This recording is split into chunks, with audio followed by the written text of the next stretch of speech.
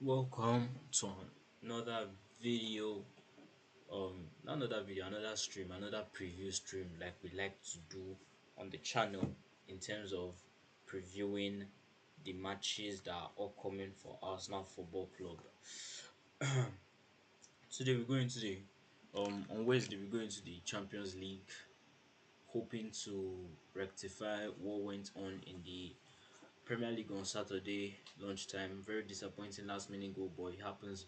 But now we turn our sights to the Champions League and what could arise from that. So today is Tuesday. The match is tomorrow. I'm going to do the predicted 11 after the press conference, but I'm guessing they are traveling today, so the press conference might be a bit delayed.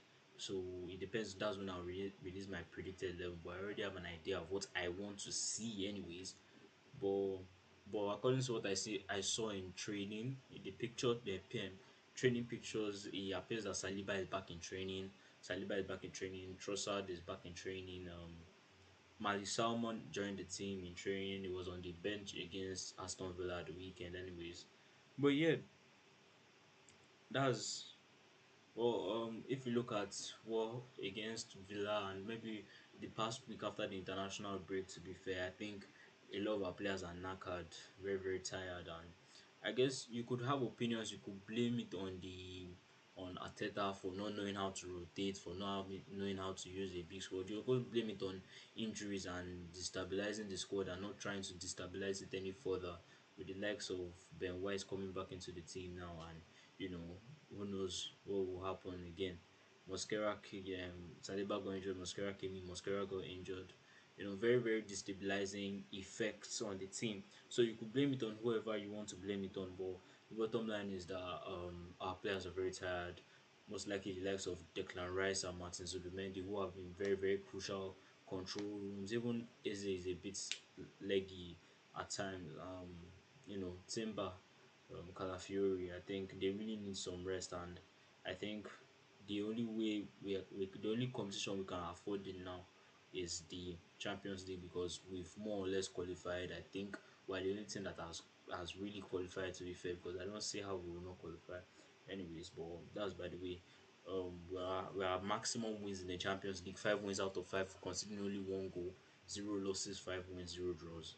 So pretty decent record too, if you ask me myself. I know it's better if you finish higher, but just qualify. We can use this as an opportunity to rest players, and also you talk about this is the third to last game of the league phase. You have this game, then you have we go to play Inter at San Siro, then is it at San Siro? I can't even remember what it was at San Siro. You go to play Inter, then we play Kairat at the Emirates. So there's a lot of opportunities there to rest players. Maybe the only the Inter game that we really need to go all out. And by the way, this is no disrespect to the likes of Brugge or Kyra, but we desperately need it. And I was thinking about something. I was even thinking that we might have to go into the January transfer window to get um to buy players. I don't know how that will work, but I think we need maybe like a box to box. People say no guy can play that position, but let's see. We're going to play we're playing Portsmouth in the is it Portsmouth? Yeah, I think we're playing Portsmouth in the FA Cup third round. The draw was done today. What else around the team? And nothing much. So I guess we might as well go into the Bruges preview. If you look at Club Bruges, I can't recall, at least it might have faced them before, but I can't recall the last time that we faced them. My memory is usually good because I remember the likes of the days of Olympiacos, the likes of Frankfurt, Daichi Kamada fucking us up. But anyways, then no, I can't remember facing Bruges, but I remember I've watched Bruges this year, and everything that I've said contradicts what I saw of Brugge that day against Barca. I think they got a draw against Barcelona at home. Um, they're a very good side. They're a very good side, but Barca plays a high line, very different than us. But who is Brugge exactly? Brugge is a Belgian team in the Belgium, so in the Belgian top flight. They're very one of the recurring names in European football for the past few years when it comes to the Belgian league. You get what I mean? Um, yeah. The main thing I can really say is the point of talking in terms of them is they sacked their manager um just a few days before this match. I think they sacked him yesterday, which might give us an upper hand because is the manager that this will be his first game. The new manager, this will be his first game, and he might not know anything about the sport. So that definitely gives us an edge. Not to brag or anything, but that gives us an edge. But and again, gives us an edge to rest players again going into Wolves. You can even rest players against Wolves, bro. That's by the way. They just lost to Manchester United 4-1. I think they are really going down. I don't think there's any um Rob Edwards. I don't know why he left Middlesbrough. He could have gotten promotion with Middlesbrough. Oh well, it is what it is. People make bad decisions in life. But anyways, um let's look at Bruges. How are Bruges doing in their league and in the Champions League this season? As of today, they are doing well. They've played 16 games in their league, so maybe that's two. That's one more than the Premier League. They've won 10, drawn 2, and lost 4, which is brilliant form to be fair. Won 10, drawn 2, and lost 4. So that's maybe they're like third in their league. That's pretty decent. And they score a lot of goals, but they also conceded a lot of goals. They scored 22 goals and conceded 14 goals, and they have a +8 goal difference. Healthy enough. They aren't terribly they aren't terrible at defending. Um, in their league, if I must add, in their league they are not terrible at defending because they concede at least 0.8 shots, 0.8 goals per game, which is very low. But I think that's only in their league because when it comes to the Champions League, it has been very shaky for them. They've only had one win, they've had one draw, and they've lost 3 matches, which puts them. I'm thinking that puts them. Let me see the table. That puts them in Club Brugge. That puts them just outside the playoff spots, 26th position on sorry, 26th position on 4 points.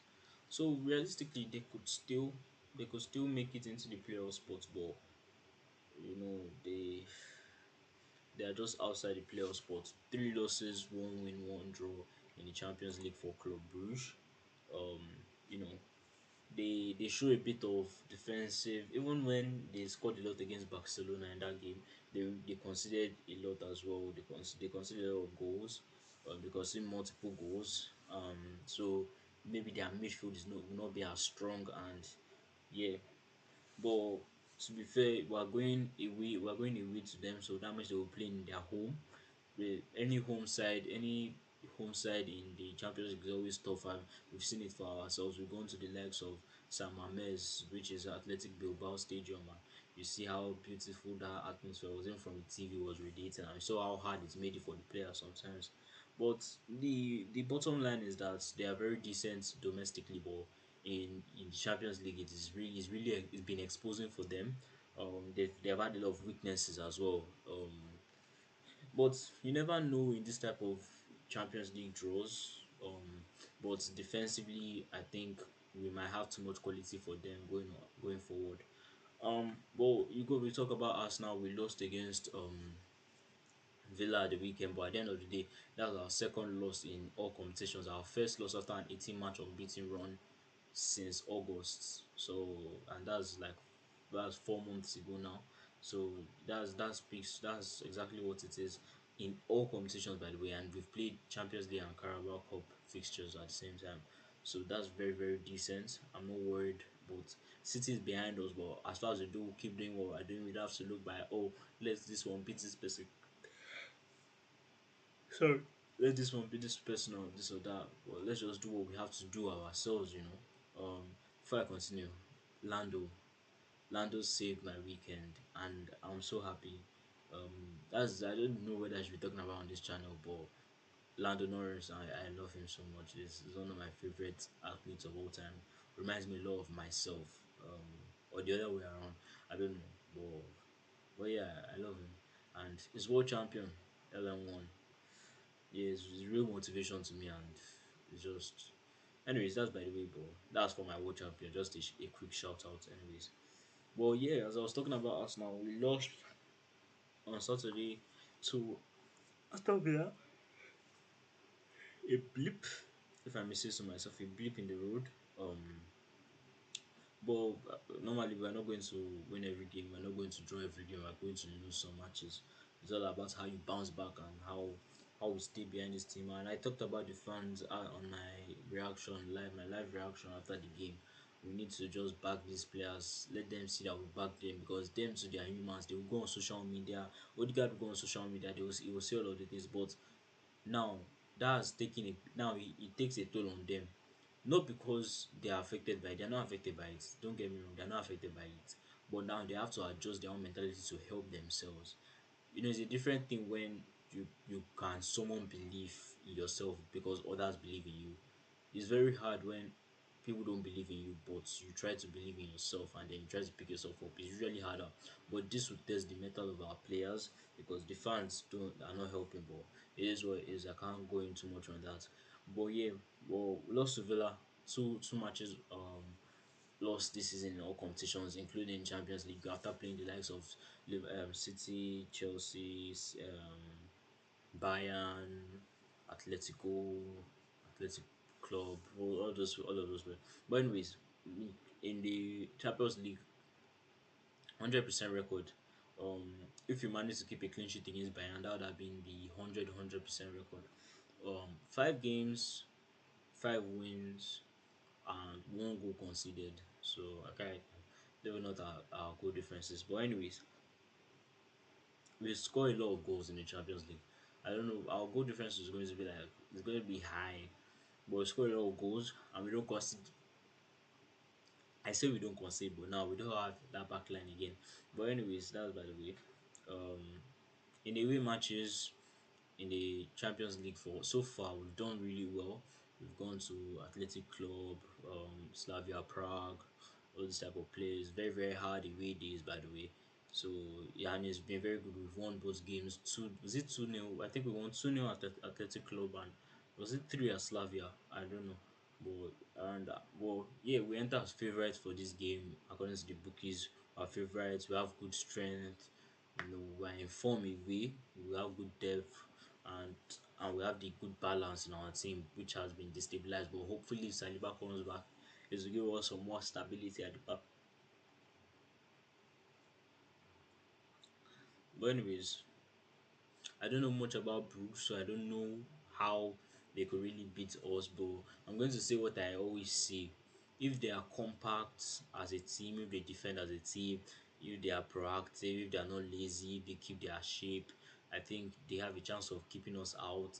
If they can now manage to like get us on the counter, they can try to score, they can use the atmosphere to their advantage, those type of normal things. They can use set pieces, those type of things that are you get when you're going in as underdogs, just the basics of football. If you're going in as an underdog into a game, set pieces, smartness, no loss of concentration, no head loss, just do what you're meant to do and get out, that type of thing. But Bruges, what will limit Bruges to doing that is how attackingly fluid we are at that game. If we can create chances in the midfield and as I say it so many times, clinical. How clinical can we be as a team?